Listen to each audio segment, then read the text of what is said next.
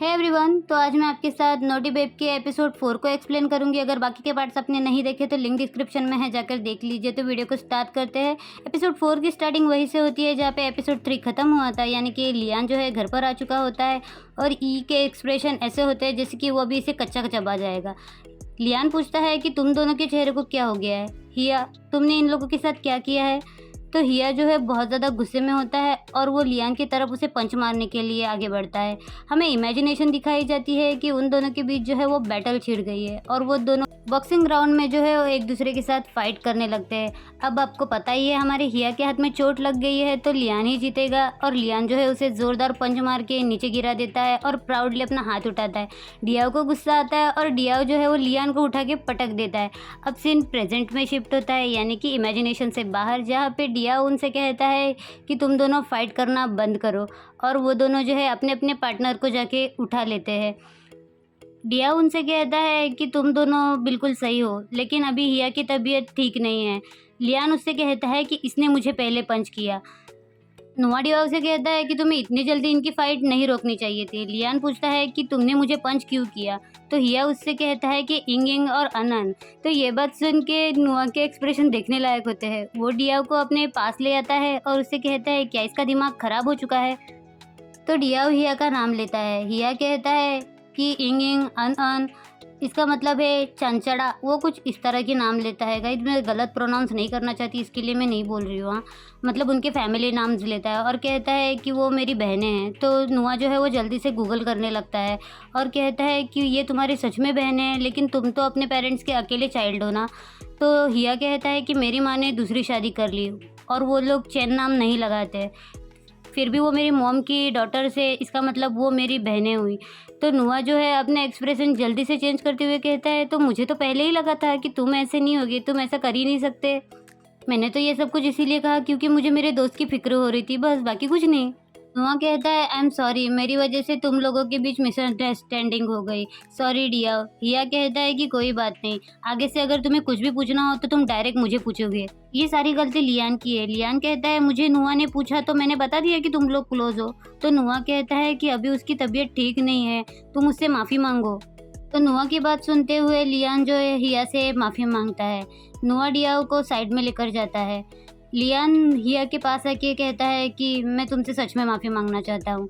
हिया कहता है कोई बात नहीं, तुम मुझ पे सिर्फ एक फेवर करना, नुआ को इस बारे में सब कुछ बता दो। मुझे पता है कि वो डियाओ की बहुत ज़्यादा फिक्र करता है, तुम मेरी फिक्र करते हो, लेकिन ये मैटर मैं खुद से हैंडल करना चाहता हूँ और हमारे बीच जो बात हुई है वो बस अपने तक ही रखना। तभी नुआ हिया को आवाज़ देते हुए कहता है कि डियाओ का अच्छे से ख्याल रखना और प्लीज़ उस पर गुस्सा मत करना। तो हिया उसकी बात मानता है और नुआ को बाय बोल के डियाओ को अपने साथ घर लेकर चला जाता है। फिर सीन शिफ्ट होता है, हमें घर का दिखाया जाता है जहाँ पे डियाओ जो है वो हिया को बॉडी लोशन लगा रहा होता है। हिया ही डियाओ से कहता है डियाओ आगे से अगर तुम्हें कुछ भी पूछना हो तो तुम डायरेक्ट मुझसे पूछना, किसी और से उसका जवाब ढूंढने की कोशिश मत करना। मैंने तुम्हें काफ़ी सारी चीज़ें नहीं बताई है क्योंकि वो मेरे डैड से रिलेटेड है। डियाओ कहता है क्या तुम अपनी मॉम को मिस करते हो। हिया ही कहता है कि मेरे मॉम डैड जब सेपरेट हुए उसके बाद में महीने में 2-3 बार ही अपने मॉम से मिल पाता था, वो भी डैड की परमिशन पे डिपेंड करता था। मेरे डैड काम में बहुत ज़्यादा बिजी रहते थे और जो है मेरी कस्टडी को लेके काफ़ी ज़्यादा परेशान भी रहते थे। उनको मेरे साथ खाना खाने को वक्त नहीं मिलता था, यहाँ तक कि वो मेरा बर्थडे भी भूल जाते थे। डियाओ कहता है क्या तुम अपने मॉम डैड से नाराज़ हो। हिया ही कहता है कि मैं पहले तो था, लेकिन अब मैं समझने लगा हूँ कि मेरे डैड जो है वो काम में बिजी रहते हैं और मेरी मॉम ने तो अपनी दूसरी शादी करके अपनी फैमिली के साथ खुश है।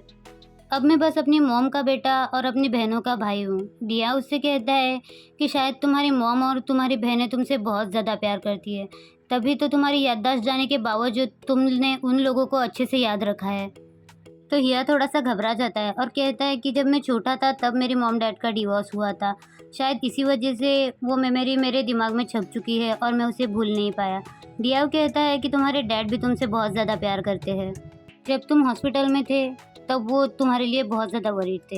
हिया कहता है ये चैन मेंबर की खासियत है। तो डियाओ कहता है कैसी खासियत। तो हिया कहता है कि अपना प्यार जताने की। फिर वो डियाओ की तरफ देखते हुए कहता है तुम्हारे लिए ये बहुत ज़्यादा डिफ़िकल्ट हो रहा होगा ना डियाओ। डियाओ कहता है कि मैं बस श्योर करना चाहता हूँ कि मैं तुम्हारे लिए इम्पोर्टेंट हूँ भी या नहीं। जब तुम्हारी याददाश्त वापस आ जाएगी और तुम्हें ये याद आ जाएगा कि तुम मुझसे प्यार नहीं करते, तो क्या तुम मेरे साथ रहना पसंद करोगे? तो हियाई उससे कहता है कि अगर मेरी याददाश्त कभी वापस नहीं आई, तो क्या तुम मेरे साथ रहोगे? डिया उससे कहता है कि मैं तुमसे हमेशा से प्यार करता हूँ और हमेशा मेरा प्यार ऐसे ही रहेगा।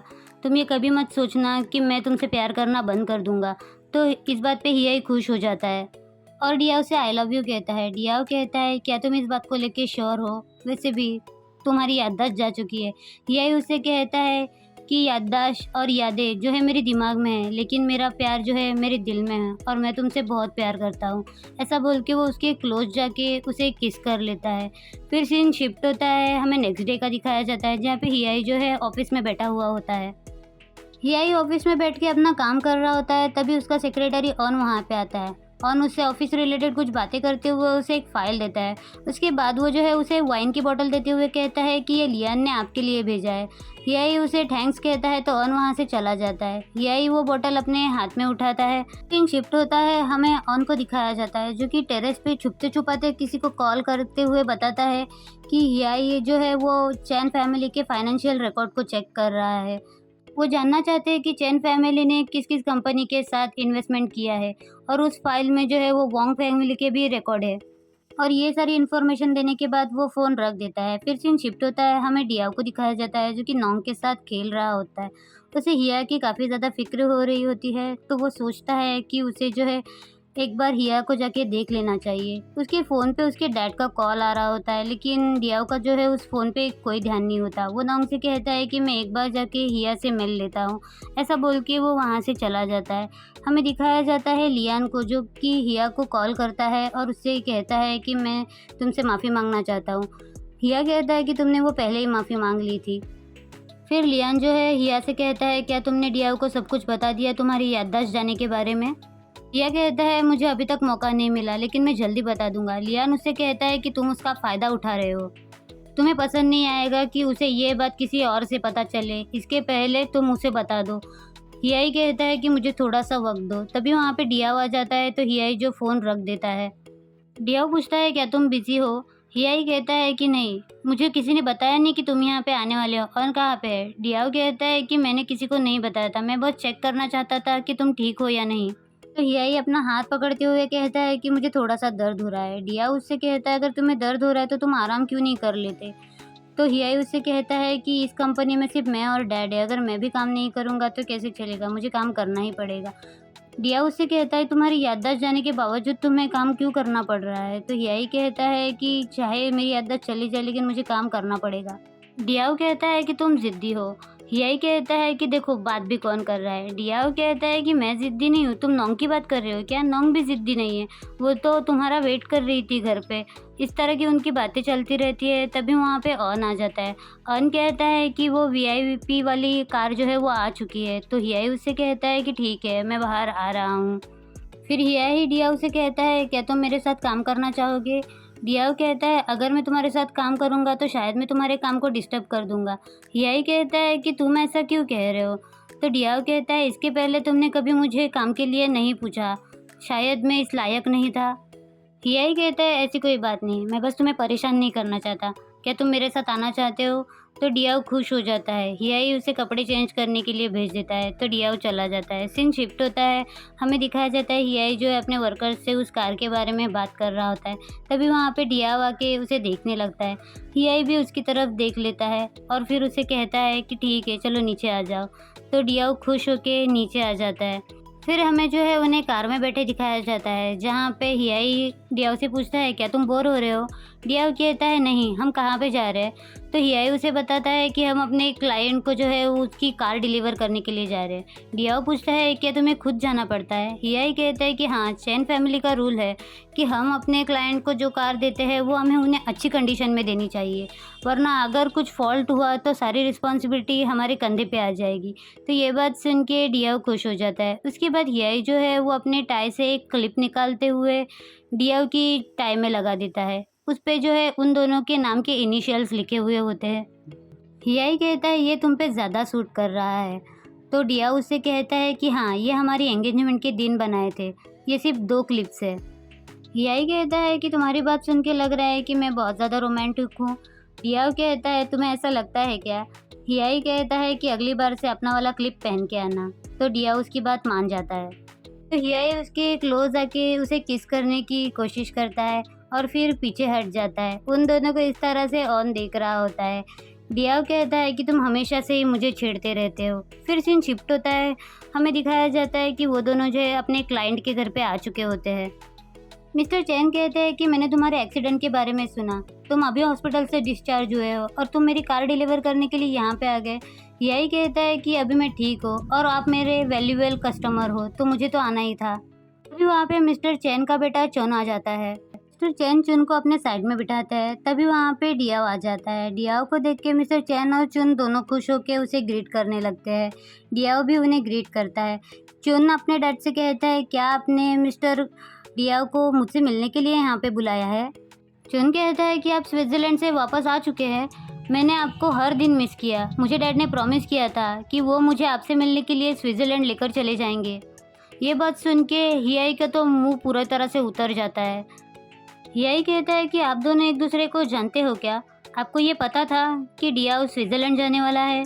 तो मिस्टर चैन कहते हैं कि मिस्टर डियाओ जो है वो मेरे बेटे के ताइक्वांडो टीचर है। मेरा बेटा उन्हें बहुत ज़्यादा पसंद करता है।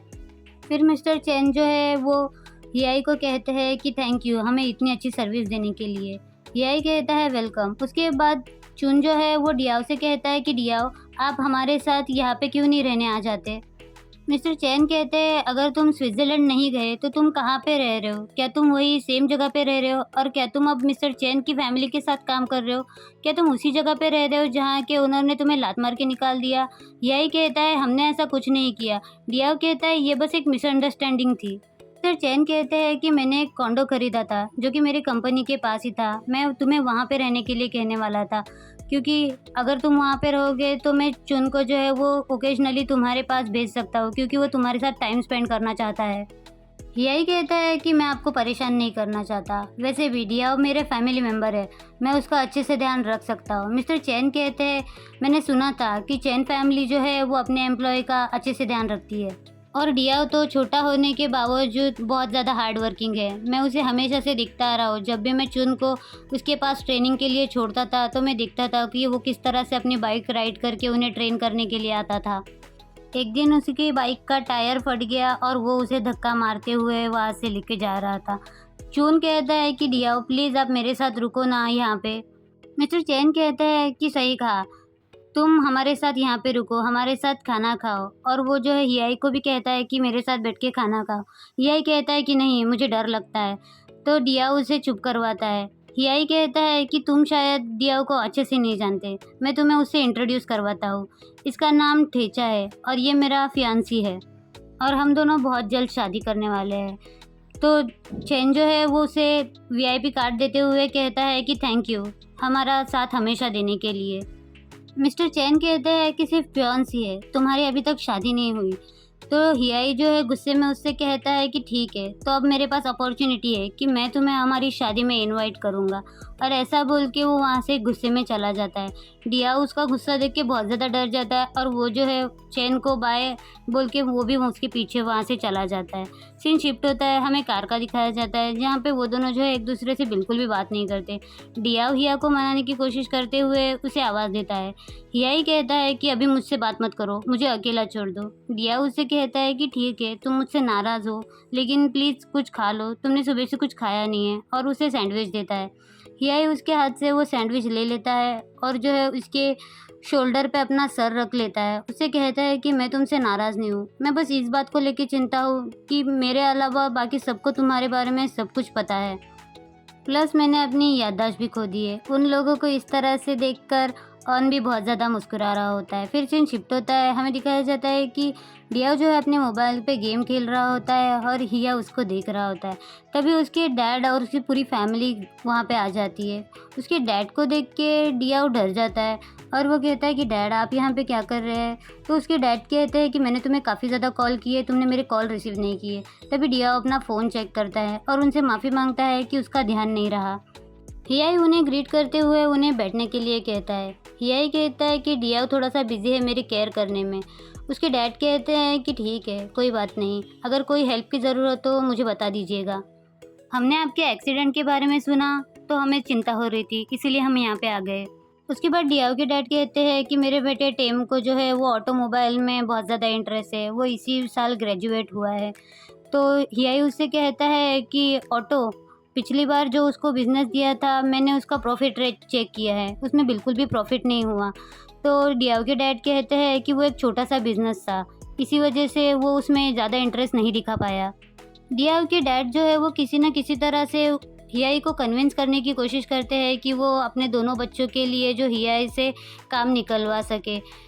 टेम कहता है कि मैं और ज़्यादा रिस्पॉन्सिबिलिटी लेना चाहता हूँ। हियाई उससे कहता है कि मैं जो है नया स्टाफ हायर करने के बिल्कुल ख़िलाफ़ हूँ, मैं तो पुराने स्टाफ को ही निकालना चाहता हूँ। उसके बाद वो अन को इशारा करता है तो अन आके उनसे बताता है कि हियाई की अभी मीटिंग है।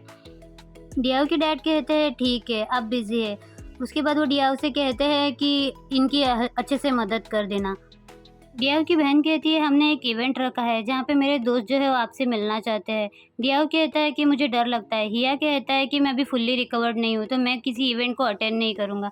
तभी टेम कहता है कि आपने मुझसे प्रॉमिस किया था कि आप मुझे स्पोर्ट्स कार देंगे, वो कब देंगे आप मुझे बता दीजिए। बेसिकली डियाओ की फैमिली जो है वो बहुत ज़्यादा लालची है, फिर जिससे डियाओ जो है बहुत ज़्यादा एम्बेरस फील करता है और ये लोग बेफालतू की स्माइल कर रहे होते हैं। फिर सीन शिफ्ट होता है, हमें दिखाया जाता है कि डियाओ जो है वो हिया को बात लेने में मदद कर रहा होता है। डियाओ का मुंह लटका हुआ होता है तो हिया उससे पूछता है डियाओ क्या हुआ। डियाओ कहता है आई एम सॉरी हिया। हिया कहता है क्यों, किस बारे में। डियाओ कहता है मेरी फैमिली की वजह से, मैं जानता हूँ कि वो तुम्हें गलत समझ रहे हैं। यही कहता है इस बात की चिंता तुम मत करो, मैं तुम्हें समझ सकता हूँ कि तुम मुझे छोड़कर क्यों जाना चाहते हो, तुम मेरे साथ क्यों नहीं रहना चाहते, लेकिन मैं इस चीज़ के लिए तुम्हें ब्लेम नहीं करूँगा। अगर तुम मुझे छोड़कर जाना चाहते हो और तुम्हारी खुशी में इसी में होगी तो तुम जा सकते हो, लेकिन इसका मतलब ये नहीं है कि मेरे अंदर कोई फीलिंग्स नहीं है और मुझे बुरा नहीं लगेगा। वो उसका हाथ पकड़ के उसके हाथों पे किस करने लगता है और वो दोनों बहुत ज़्यादा रो रहे होते हैं। यही उससे कहता है क्या तुम मुझसे शादी करोगे। ये बात सुन के डियाओ की आंखों में और भी ज़्यादा आंसू आने लगते हैं और वो दोनों बहुत ज़्यादा खुश होते हैं। यही कहता है प्लीज़ मुझसे शादी कर लो। फिर सीन शिफ्ट होता है, हमें दिखाया जाता है एक पर्सन को जो डियाओ की स्टेप मॉम से फ़ोन पे बात कर रहा होता है। वो लोग डियाओ के एक्सीडेंट के बारे में बात कर रहे होते हैं कि हम लकी है कि डियाओ उसमें मरा नहीं। वैसे भी डियाओ की शादी हिया से करने का हमारा प्लान बिल्कुल भी यूज़लेस था। उन दोनों ने 3 सालों से अभी तक शादी नहीं की, पता नहीं वो किस चीज़ का वेट कर रहे हैं, वरना अब तक हम लग्जरियस लाइफ जी चुके होते। वो पर्सन कहता है वैसे भी तुम्हारे हस्बैंड ने तो ये डिसाइड कर लिया है कि वो हाफ प्रॉपर्टी जो है वो डियाओ के नाम पे कर देंगे, वोंग फैमिली की हाफ लैंड भी। तो उसकी स्टेप मॉम कहती है कि वो ऐसा कैसे कर सकता है, मेरे दोनों बच्चे भी तो इस प्रॉपर्टी का हिस्सा है। तो वो पर्सन कहता है कि मुझे नहीं पता कि चैन फैमिली का क्या इरादा है और वो लोग क्या प्लान करने वाले हैं। उसके बाद हमें दिखाया जाता है कि वहाँ पे बोर्ड पे काफ़ी सारे पिक्चर्स लगे हुए होते हैं जहाँ पे वो इंसान निशाना लगाता है और कहता है कि वोंग फैमिली के प्रॉपर्टी में मुझे कोई इंटरेस्ट नहीं है, मेरा गोल कुछ और है। और वो हिया के फ़ोटो पे जो है वो निशाना लगा देता है। उसके बाद सीन शिफ्ट होता है, हमें हिया को दिखाया जाता है जो कि डियाओ को थैंक्स कह रहा होता है। डियाओ कहता है किस चीज़ के लिए। हिया ही कहता है कि मेरी इतनी ज़्यादा केयर करने के लिए, और वो जो है उसे बेड पे सुलाने के लिए। हिया जो है वो डियाओ की बात मानते हुए बेड पे आके सो जाता है। डियाओ उससे कहता है कि मैं सुबह उठ के हमेशा तुम्हारा चेहरा देखना चाहता हूँ। यही कहता है कि तुम ऐसा क्यों कह रहे हो। डियाओ कहता है कि मैंने कभी ये इमेजिन नहीं किया था कि मैं तुम्हारे बगल में सोऊंगा और उसके बाद मैं हमेशा तुम्हारा चेहरा देख पाऊंगा। यही उसे प्यार से कंसोल करते हुए उसे अपनी बाहों में ले लेता है। डियाओ उससे कहता है कि आज मुझे अच्छी नींद आएगी। यह कहता है कि तुम ऐसा क्यों कह रहे हो, तुम्हें नींद नहीं आती क्या। डियाओ कहता है कि नहीं, मुझे हमेशा से बहुत डरावने सपने आते हैं। यह कहता है किस तरह के सपने। तो डियाओ उसे अपने सपनों के बारे में बता देता है जो उसे बचपन से आते हैं, कि एक शेर है जो उसके ऊपर हमला करने की कोशिश कर रहा है। और हमें फ्लैशबैक के सीन्स दिखाए जाते हैं जहाँ पे डियाओ जो है वो अब हिया के साथ बैठा हुआ होता है और शेर जो है उसके ऊपर हमला करता है। ये सारी बातें सुन के हिया जो है वो बहुत ज़्यादा डर जाता है। फिर डियाओ जो है उसे गुड नाइट कह के सो जाता है और हिया की हालत बहुत ज़्यादा ख़राब हो जाती है। फिर सीन शिफ्ट होता है, हमें मिस्टर चेन को दिखाया जाता है जो कि चुन से कहते हैं क्या तुम मिस्टर डियाओ से दोस्ती करना चाहते हो? क्या तुम चाहते हो कि वो तुम्हारे पास रहे? तो चुन कहता है कि हाँ। इसका मतलब अब मिस्टर चेन जो है वो डियाओ को अपना बनाने की कोशिश करेंगे। फिर सीन शिफ्ट होता है, हमें दिखाया जाता है कि हिया और डियाओ जब सोए हुए होते हैं तो हिया को बिल्कुल भी नींद नहीं आती और वो जो है डियाओ को साइड में रखते हुए उठ के बैठ जाता है। वो अपने हाथों की तरफ देख के बहुत ज़्यादा घबरा रहा होता है, जैसे कि उसको पैनिक अटैक आ रहे होते हैं और वो जो है वो घबरा के नीचे चला आता है। उसे वही सारे नाइटमेयर की बातें याद आने लगती है कि किस तरह से डियाओ उसकी वजह से इतना सब कुछ सफ़र कर रहा है और वो जो है गुस्से में बॉटल फेंक देता है। डियाओ को वही सारे सपने दोबारा से आ रहे होते हैं, प्लस उसे उस कांच के टूटने की आवाज़ से डियाओ जो है वो भी नीचे आ जाता है। वो हिया को इस तरह से परेशान देख लेता है और उसके पास आ जाता है। वो कुछ कहता नहीं है। हिया को रोते हुए देख के डियाओ भी बहुत ज़्यादा रोने लगता है और इसी के साथ एपिसोड 4 यहीं पे ख़त्म होता है। वीडियो पसंद आए तो वीडियो को लाइक, शेयर, कमेंट करके मुझे ज़रूर बताइएगा और मेरे चैनल को सब्सक्राइब करना ना भूलिए। Thank you so much for watching. Bye bye.